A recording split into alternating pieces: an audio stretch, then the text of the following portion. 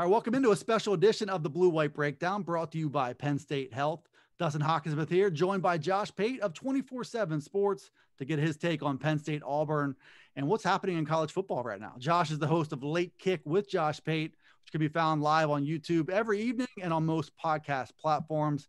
He and the show can also be found on Twitter and Instagram. Same handle for both, at Late Kick Josh. Josh here now with us to talk a little college football. First of all, welcome. It's really good to have you on here. Yeah, as it turns out, I am dressed for the occasion. What has me excited about this week is I'm going to a game where I'm already dressed for it. I mean, the white T-shirt will seamlessly transition to the scene there Saturday night. I've never been there before, so I am over the moon excited for this. It's kind of like your uniform on your show, and now it's just going to fit right in this weekend. I was speaking with you earlier before we jumped on here just about your journey through life and your journey into the college football media landscape, which from my point of view, it's just the beginning.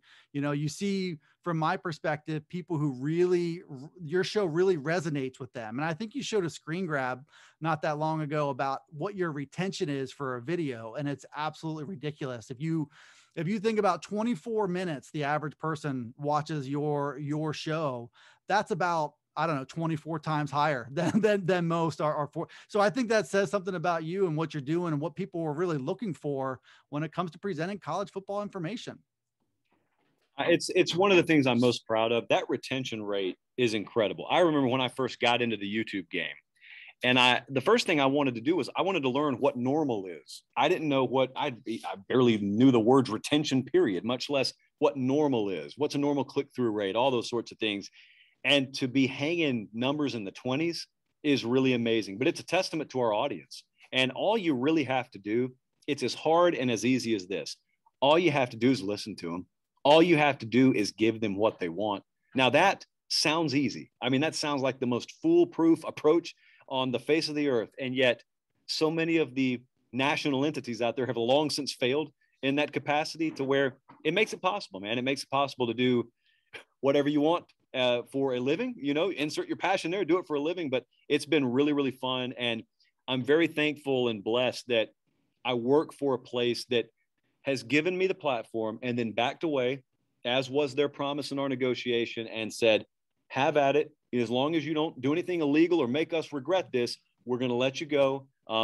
Be wise about it, but do you. We hired you to do you. And they have. You're passionate about college football. You're also passionate about the idea of passion. And you found yourself, about a decade or so ago, looking for what your passion was and working at a fabric store and not quite sure where you're going or what you were doing or why you were doing it. Can you just give people who are listening or watching this just a quick feel for how your rise to this point happened from that point and what maybe they can learn if they're looking at themselves in the mirror and trying to figure out how to chase their own passion? Yeah, I'll tell you. I mean, I don't say what I'm about to say braggadociously at all. I'm giving it to you as a reference point to understand what I'm going to say after it.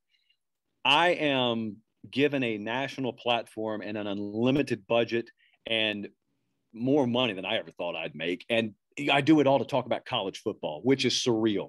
I always talk about this on our own podcast and show. It is surreal that that's a reality. But the reason I'm telling you that is because that is the dream scenario for 99.9% of people in our industry, as was the case for me. I would never have even thought that was attainable. So I'm telling you, I've got that position right now. And yet 7 years ago, I had never been on TV. I'd never been live anywhere. I'd never done anything. I had a delivery truck driver DM me the other day. And he said, hey, I'm 26 years old. I just want to tell you, I listen to you on my route every day.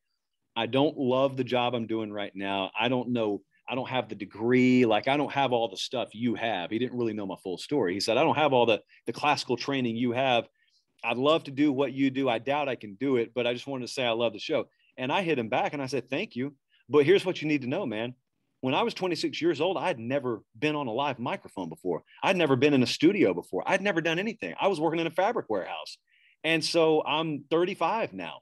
That's less than a decade ago, to give you an idea of how quickly things can change once your perspective changes. But you and I were talking before we started recording.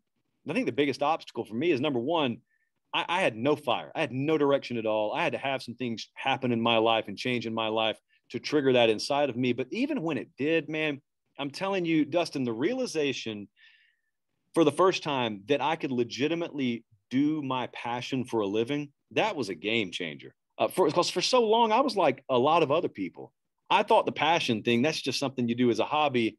Work, you're not supposed to like work. Even people who say they love it are lying. You're not supposed to like work. That's just something you frown your way down 2nd Avenue at 7:55 a.m. every Monday morning to do, and then you count down the hours until you get off. When I realized there could actually be a future in talking about the stuff you'd be talking about for free, for fun anyway, that took care of the motivation and the drive and the work ethic. I mean, there are times around here in the season, I work an 80, maybe 90-hour week sometimes. I don't feel like it's even work. It's the stuff I'd be doing anyway. I mean, I'm diehard. Now, I've always been a diehard college football guy. So I'd be investing dozens and dozens of hours, even if I had a normal 9-to-5 job. So, I mean, I have my mom sometimes say, you overwork yourself.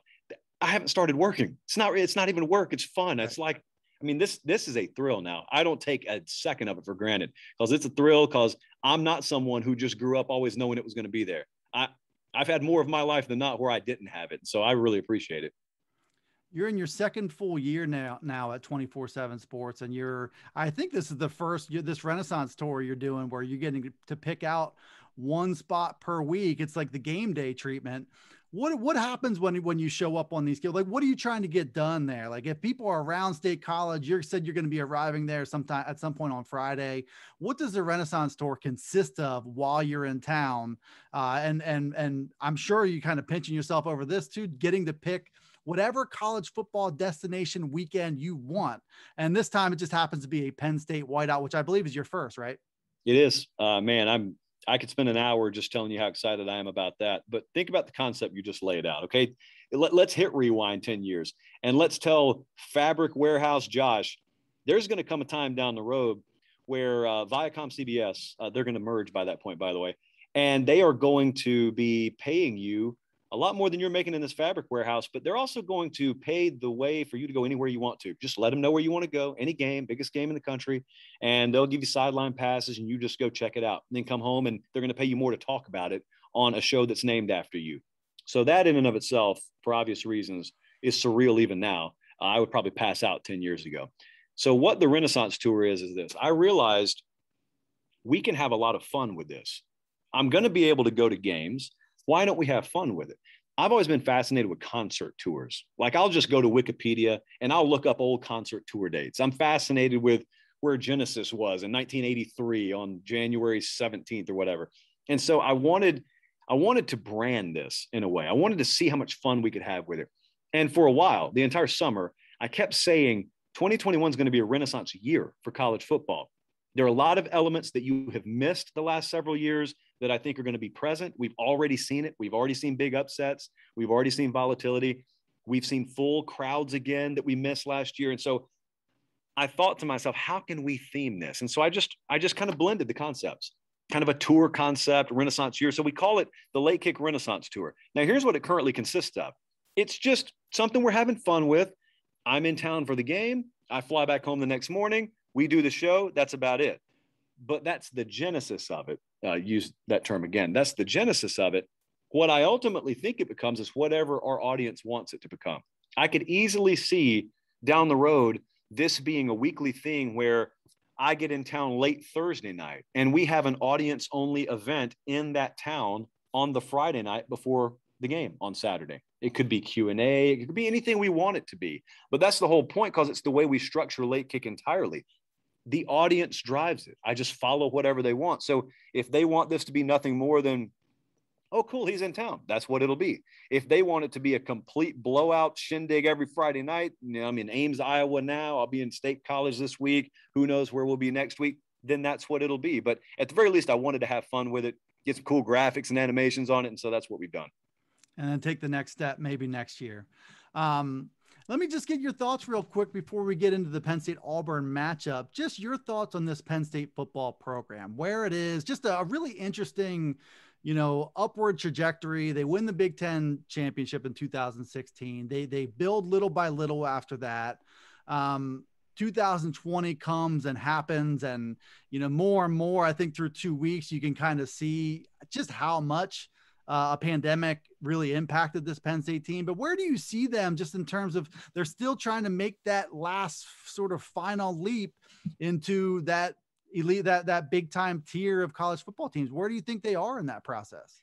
Yeah, I'm very glad that my belief and a lot of Penn State fans' belief about 2020 so far has been validated. And that was, one of the tiredest cliches last year was, well, everyone's got to deal with COVID. Well, that's true, but it's not proportionate. Like some programs got maimed by it and some programs were relatively unscathed, again, relatively speaking. And so Penn State, obviously, for whatever reason, there are a million of them, but it just disproportionately impacted them negatively.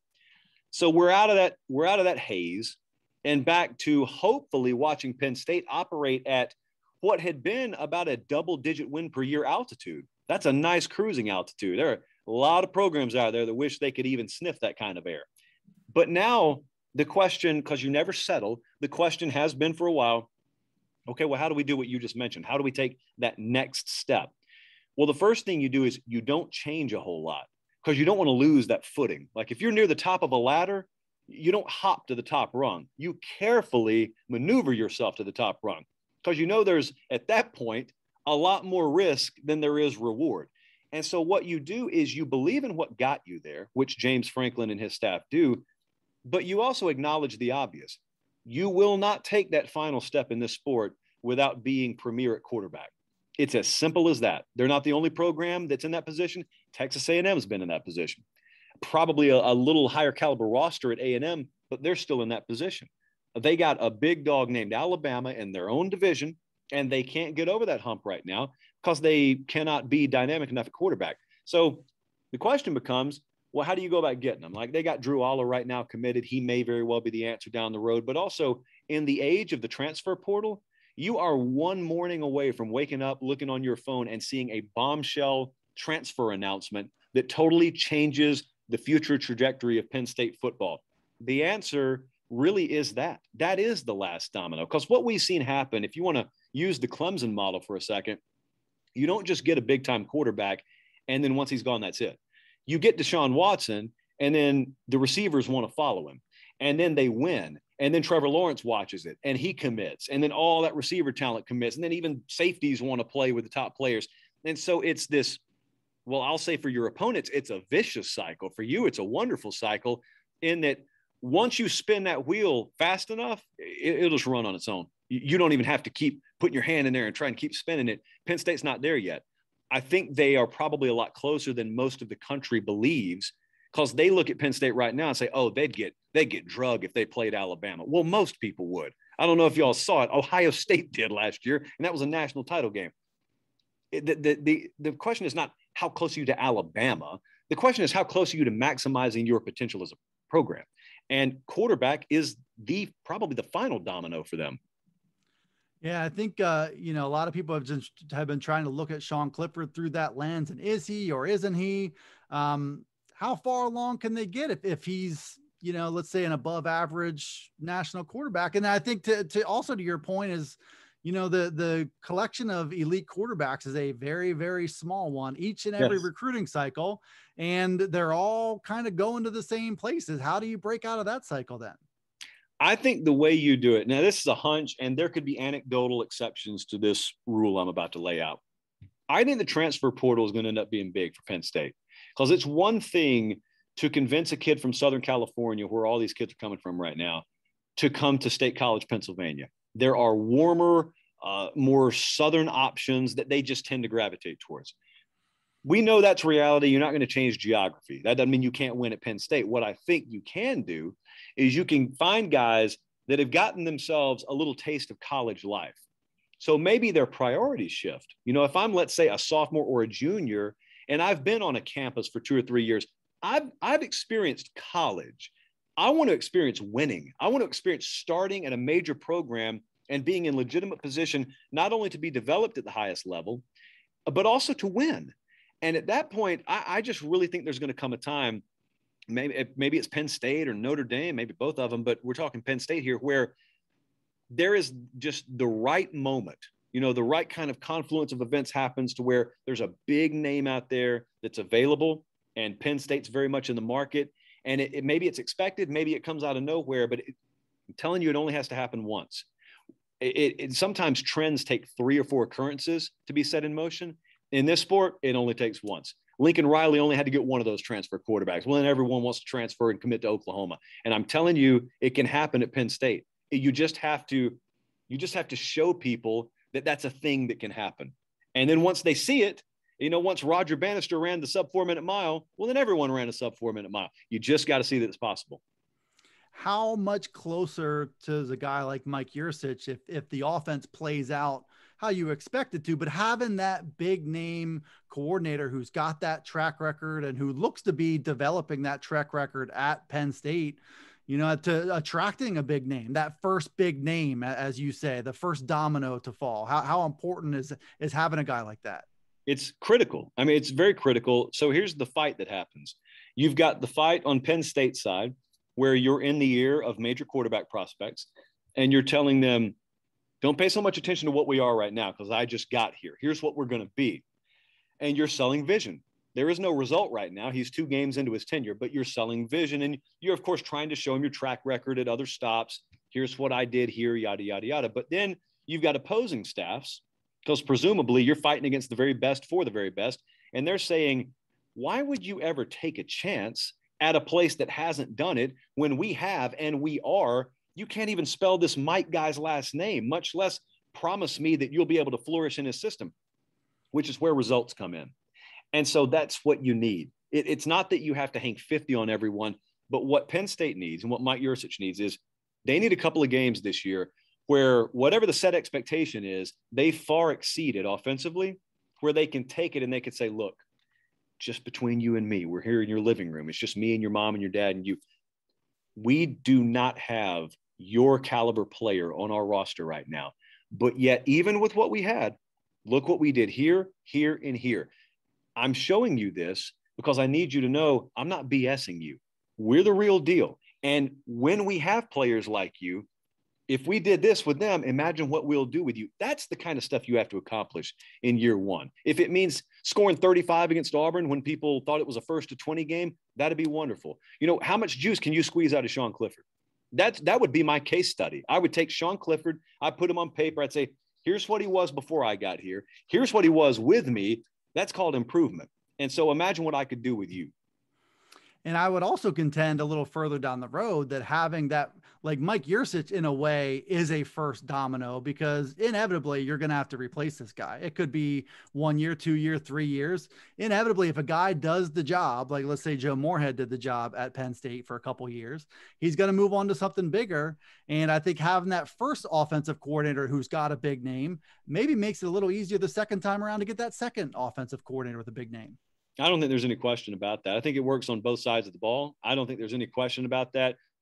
When you develop as a head coach the reputation for having a springboard program, they will crawl over broken glass, bear crawl style, to come and work for you. Now, the trade-off is you never get to enjoy the same guy in a 5-year stretch because they're in and out, in and out, in and out.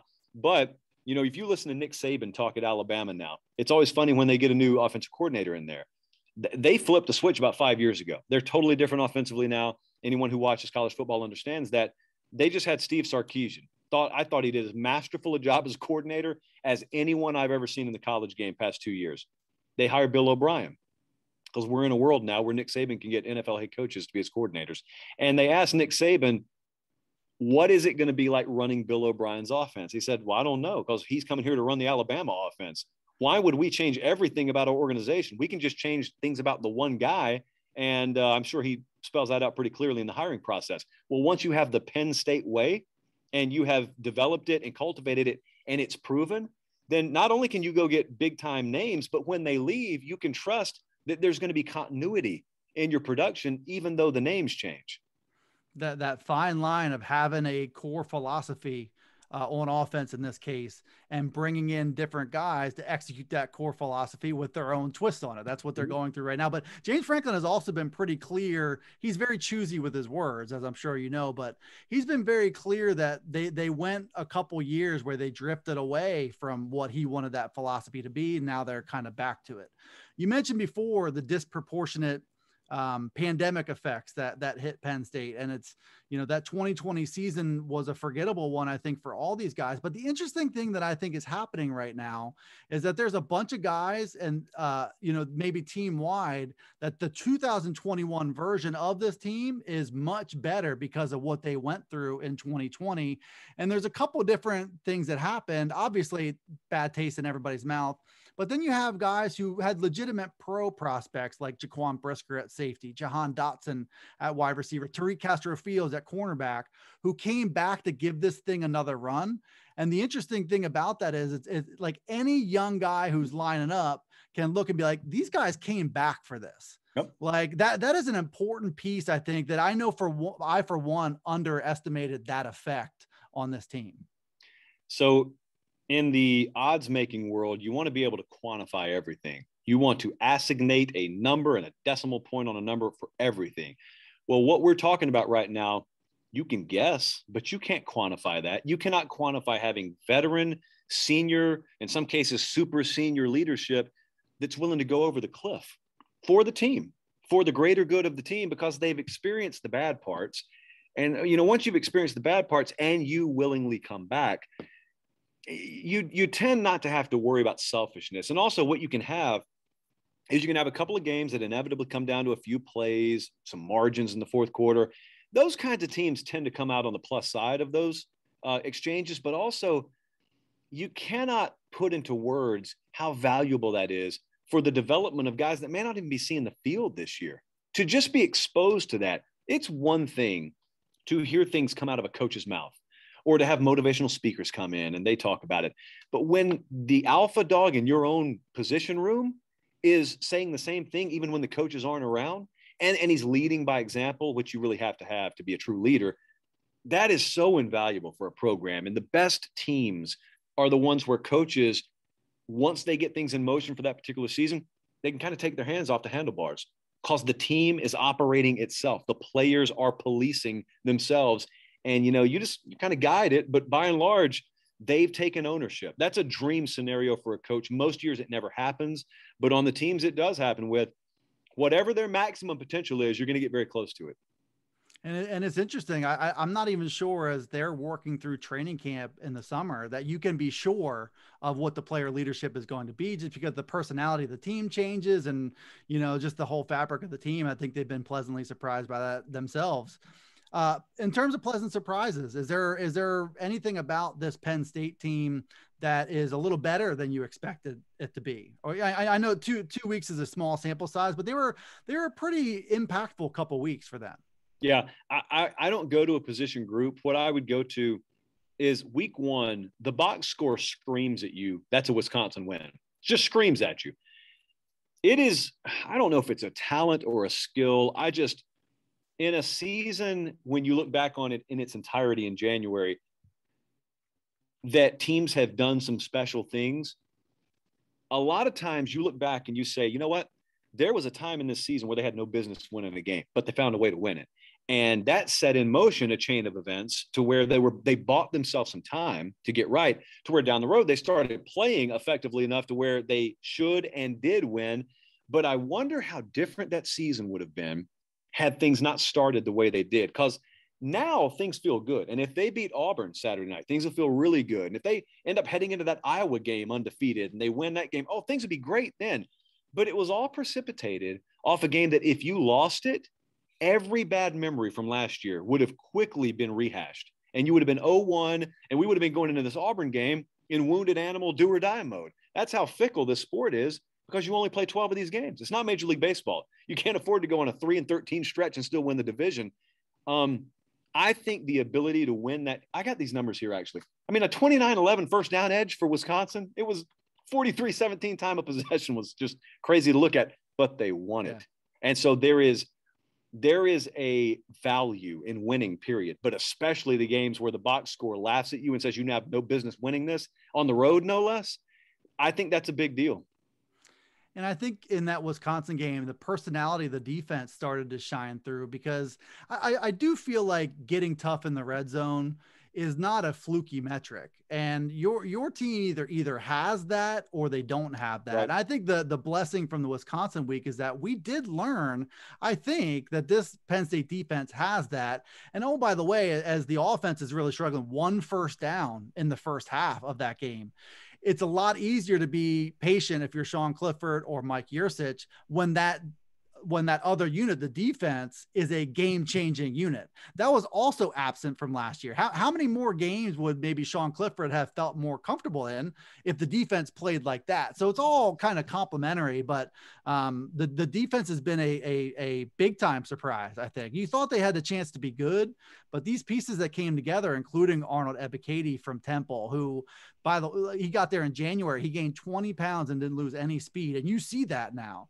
Jesse Luketa looked at times like a fish out of water playing outside linebacker last year, stepped up and after Micah Parsons opted out. He's a terrorizing kind of guy now as a hybrid defender. They've got some really good things working. And of course, consistency and it doesn't mean much if you don't bring it every single week. It looks like they're going to bring it every single week, and it'll be fun to see on Saturday. Well, the other D word in the room is development. There's some places out there. Texas under Tom Herman famously did less with more than pretty much any major program in the sport. Well, you start to see the opposite effect in some places too. And so, I don't know how many wins this is going to be worth any given year, but I'm just telling you, when you start to see what we're talking about, especially considering how terrified people were of the linebacker position coming out of spring, when you look at where the team is right now and how that defensive unit is coalescing and gelling, that's a big deal. It's not to be overlooked, because development, it's always taken for granted until you don't have the ability to do it. And then all of a sudden you're watching, you're saying, that guy came in as a 4-star and never got an ounce better as long as he was on campus. Well, that's not what's happening here. And so it makes you wonder, if you up the recruiting level another notch and you start getting guys on campus that the development you used to have to do for 6 months is already taken care of just inside them, then it makes you wonder, could we be capable of even more? It's a fair question. I think Penn State fans have been asking that for a while now. This defense, I think it'll be an interesting, not a new challenge, but a new take on a challenge that they've seen so far. I mean, Wisconsin, sort of a blueprint there. You mentioned the 29 first downs to 11, the time of possession, the approach to try to get the chains moving. I know you're big on this idea Saturday night of establishing the run game, and that's probably going to be an initiative on both sides of the ball and who can get there first, and Auburn taking the crowd out of it. That 1-2 punch they have behind Tank Bigsby. What's the challenge there? I mean, what's the assignment here for the Penn State defense? Gap discipline and things like that. It is absolutely that. It's gap discipline, and it's also eye control. But I'll tell you what I think the key is. I was at the Florida-Auburn game a couple of years ago, and it was Bo Nix on the road. Auburn was favored in the game, I believe, and it was a no contest in the end because they couldn't function. Auburn's offense couldn't function. Crowd so thoroughly got to their offense mentally, up to and including Bo Nix, they couldn't function. It was really sad to watch on the field, because you're looking at it and man, a lot of these guys are prepared so hard, and what they have on the field right now is not even giving them a chance to win. And I'm telling you now, talking to some people close to that program, when they came in, you have to self-scout yourself when you first come in as a new staff. They had to have realized we have some limitations at quarterback. This guy, that Bo Nix, has not shown the ability to go on the road and perform in a way where we can trust him to put the ball in the air. So that's no mystery. For the record, maybe that's how Sean Clifford and this Penn State offense goes about it Saturday night. And with that in mind, what I think it's going to be tough to take the Penn State crowd out of it, because I don't think there's ever going to be any kind of 2 or 3 score Auburn lead that would necessitate that. And the second part is, I really wonder which of these ground games can make the opposing offensive coordinator blink first. Which side is the first to really start to get in that headset and say, hey, we're behind. We're going to have to play some catch up here. Like, we're going to have to do some things that maybe make us a little bit uncomfortable. Maybe it's a nip and tuck game throughout and you never have either side get there. But if Penn State can get there, if they can get a 10, 13, 14-point lead at any point, it can get ugly. Because I do not trust Bo Nix to go into that environment and shoulder the load. He can be a complimentary piece. Tank Bigsby, that tailback who is the real deal, he's the one who's got to do it. I used to go to Callaway High School and watch him run the ball. Back when I was working local news, I've watched him forever. So he is the real deal. You cannot be letting them clip off 5 or 6 yards per carry. It's got to be, if you got to sell out to it, sell out to it. I just think both sides are going to be willing to do that because I don't think either respects the other quarterback's ability to go over the top. The whiteout, and you know, you can only hide your quarterback for so long. I think that's one of the lessons that people have learned around here too, is that, you know, you can only hide that for so long. At some point in time, your quarterback is going to have to be in a position to make a play. And, you know, Auburn might want to try to, you know, limit the number of times that Bo Nix is in that spot. Maybe Penn State's in that position too. The whiteout, you know, I think this is 2 years in the making now. There's a hunger factor. I know, you know, the fans were hungry last week and they had a lot of energy for that Ball State game. I do wonder, is this going to be the biggest, loudest whiteout that we've ever seen, just with all the different factors around? And James Franklin, even just today, Tuesday, as you and I are sitting here, said he's willing to buy some Hall's lozenges for every fan in attendance to make it as rowdy as possible. I think this is going to be maybe the best version of the whiteout coming up. And if you look at all the different factors here, an SEC team coming into town makes this so unique. It means something. It absolutely means something. And it may be the more seasoned you are as a fan, fancy word for older, maybe it means more. But I think it means a lot for, it just means more. There you go. There's the play on that. Was that inadvertent or was that intentional? I'm going to pretend it was intentional. Let's just pretend like I had that one teed up ready to go. But I think it means a lot to see that SEC helmet sticker come in there. Yeah, it means a lot. But I also think what you're talking about is true. That theme, that idea that this place is going to be, you know, just a little bit more lit than we've seen it in the past, I think is probably accurate because of the entire concept of what I've been calling a renaissance season for the whole year of college football. You don't have anyone who's going to be in that crowd Saturday night who's ever had a season of college football taken away from them until this last year. So we're all experiencing coming back to the table together. And this is the first environment that up until last year, we never knew we could have taken away from us. And so you better believe it's not going to be 95 degrees Saturday. It shouldn't be pouring rain Saturday. It's going to be pristine conditions. It's going to be a couple of undefeated teams. The national stage is teed up. I don't see how it's anything other than the way you just painted it. I'm going to get your prediction. I know I caught what you predicted. I didn't catch a score. I caught what you predicted on your show, Late Kick with Josh Pate. If you can find that on YouTube, you can, that'll be archived by the time you get there. You can check it out there. But I wanted to ask you just about the USC job real quick. And I know your position on this is that they've been in purgatory and Stanford did the USC base a favor, but each time there's any heat on the USC job, James Franklin's name comes into the mix. And, you know, what he does and what his representation, what they do together is they don't squash that fire because they can benefit from that fire. I am on the side of this being kind of an absurd notion. Like the dream coaching search is published by the USC people through the national media. I don't think James Franklin in a million years would leave at this point in time to go to USC and start anew there. I get the connection and I get why USC would want it. And I get why James Franklin wouldn't ever rule it out. But what's your take on how reasonable versus how ridiculous this entire connection is? Because it's like the 8th time that we've been going through this around here. So there's a place in Hamilton, Georgia. It's Harris County High School. It's where I went to high school. And the reason I mention it is because if the head coaching job at Harris County High School came open, James Franklin's name would come up, because James Franklin's name comes up with every job opening because he has very effective representation. I am of the opinion you are. He's not going to USC. However, if I were representing him, I'd be doing the same thing his representation is actually doing and making sure his name's out there. James. I just whisper it everywhere, every street corner. I'd tell the bus driver and just hope it got around. And they're very good at doing that.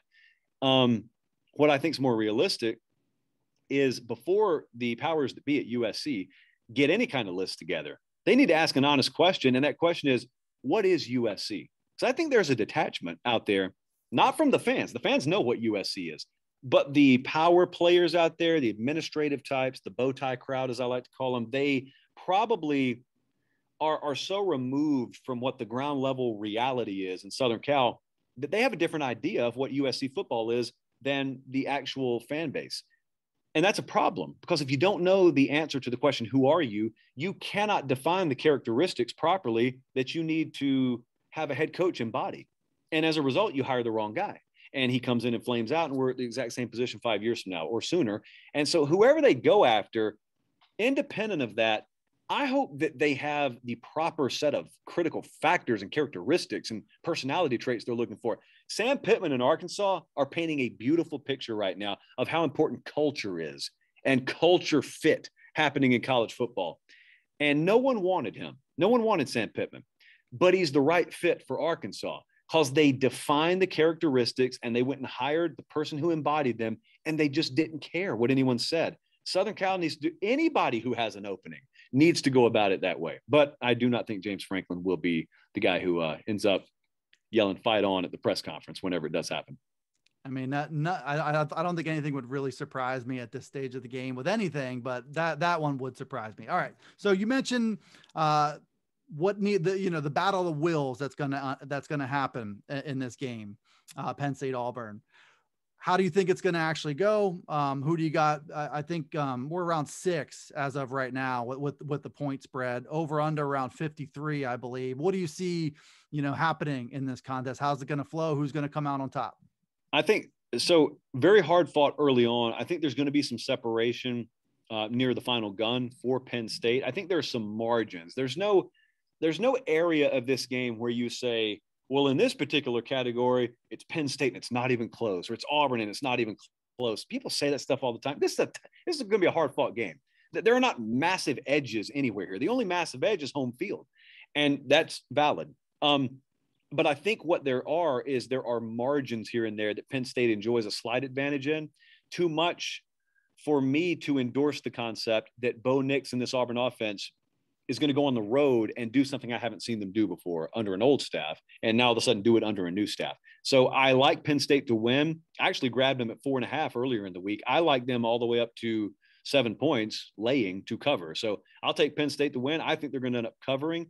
If you nail me down on that total, I definitely go under. But, man, what a scene that's going to be Saturday night. It's going to be fun. Josh Pate from Late Kick with Josh Pate on 247 Sports will be at Beaver Stadium. If anybody can hear anything, give him a shout down on field level to sit. He'll be the guy in white on the field level. So to look for him. You can also catch his work on 247 Sports, on the Late Kick with Josh Pate YouTube channel.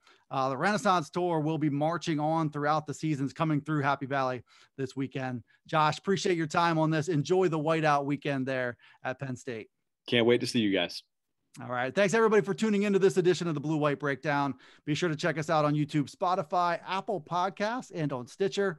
And we'll see you next time on the Blue White Breakdown.